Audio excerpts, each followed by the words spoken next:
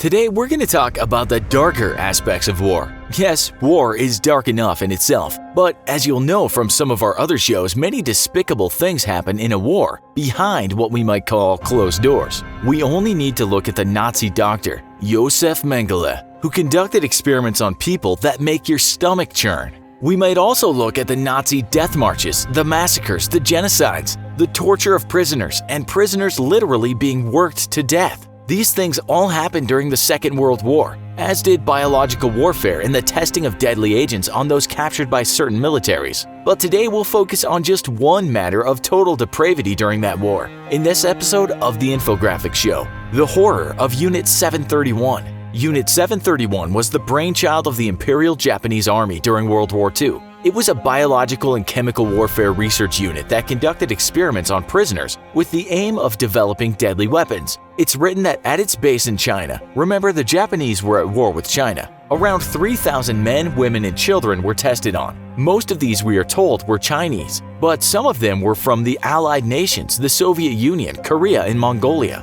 The unit lasted until the end of the war in 1945, and it's written it had ample funding from the Japanese government. Okay, so this unit was developing dastardly weapons, and it needed to test those weapons on people first. But other tests were also done, related to trying to understand what the human body could endure. That way the Japanese military might better understand what its own soldiers could go through. The cold. One of the many things soldiers had to put up with during the war was cold, and cold did kill a lot of people. At Unit 731, they wanted to understand just how cold someone could get and still survive. The website unit731.org tells us some human test subjects were taken outside during the harsh winter until their limbs froze off for the doctors to experiment how best to treat frostbite. The New York Times, which had testimonies from people who had seen the horrors of this unit, wrote that these people would be taken outside and guards would throw water on them until they saw the victim had frostbite. Sometimes, wrote the newspaper, the guards would hit the arm of the prisoner with a stick,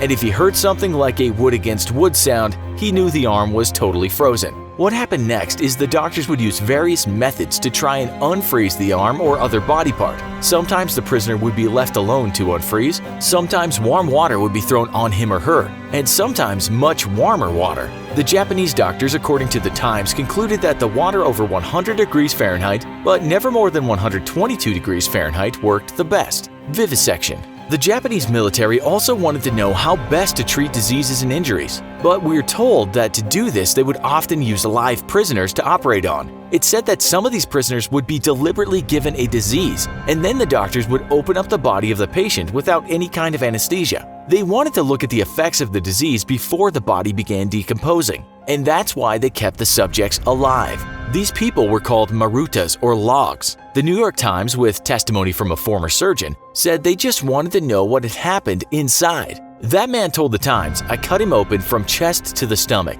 and he screamed terribly, and his face was all twisted in agony. He made this unimaginable sound, he was screaming so horribly, but then he finally stopped." This was all in a day's work for the surgeons, but it really left an impression on me because it was my first time testing pathogens. One of the major experiments at Unit 731 was to test how certain pathogens, including cholera or anthrax, would affect a number of people if they were exposed to the pathogens. They didn't just do this inside the camp, but also did what they called field testing. This was done by dropping the pathogens on small communities in China. They wanted to see if they could cause an outbreak of disease. We're told some of these experiments were successful, so the Japanese then had the idea to carry these pathogens to the United States in what were called balloon bombs. It's written that the Japanese did send about 200 balloons to the US, but these failed for the most part, only leading to the death of 7 people. They also had a plan to drop plague-infected fleas on San Diego by using kamikaze pilots,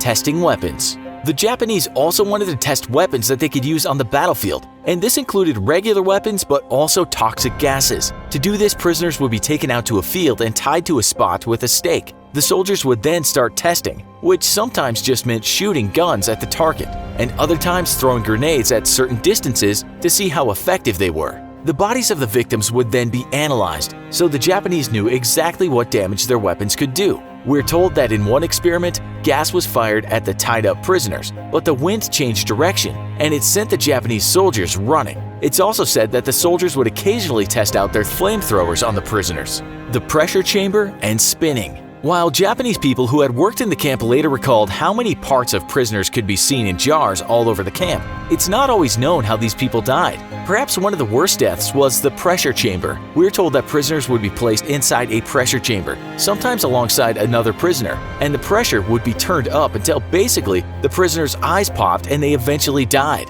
If that wasn't horrific enough, other prisoners would literally be spun to death so that the military could test centrifugal forces. Operations. The Japanese also wanted to have better surgeons, and those surgeons needed subjects to work on. One report we found tells us how one subject was given an appendectomy. After that, his arm was removed, and after that, he received a tracheotomy. This all took about 90 minutes, and when the doctors were done, they just killed that patient. The man who did these surgeries was, at the time, a student doctor. He told the media that he had no idea what to expect when he was told he was going to China to practice surgeries. Spreading syphilis. This is the testimony from a worker at Unit 731. Infection of venereal disease by injection was abandoned, and the researchers started forcing the prisoners into sexual acts with each other. It's said that if the pair refused, they would be shot. At other times, children were infected with the disease. The reason this happened was so those infected prisoners could be vivisected at various stages of the disease, and the doctors at the camp could better understand how it affected a person's organs during that stage of the infection. Forced pregnancy. It's said that female prisoners would be made pregnant by force so that the doctors could understand if the disease was passed to the child. They also wanted to know what damage a disease may have caused the woman's reproductive organs during pregnancy. It's said the guards would just take women and do this, even to those already injured from other experiments. While many children were thought to have been born in the camp, it's said that none survived. One former soldier said this sometime later. Of course, there were experiments on children, but probably their fathers were spies. For a long time, this unit was not talked about, but The Guardian reported in 2018 that Japan released lots of information from its national archives relating to Unit 731.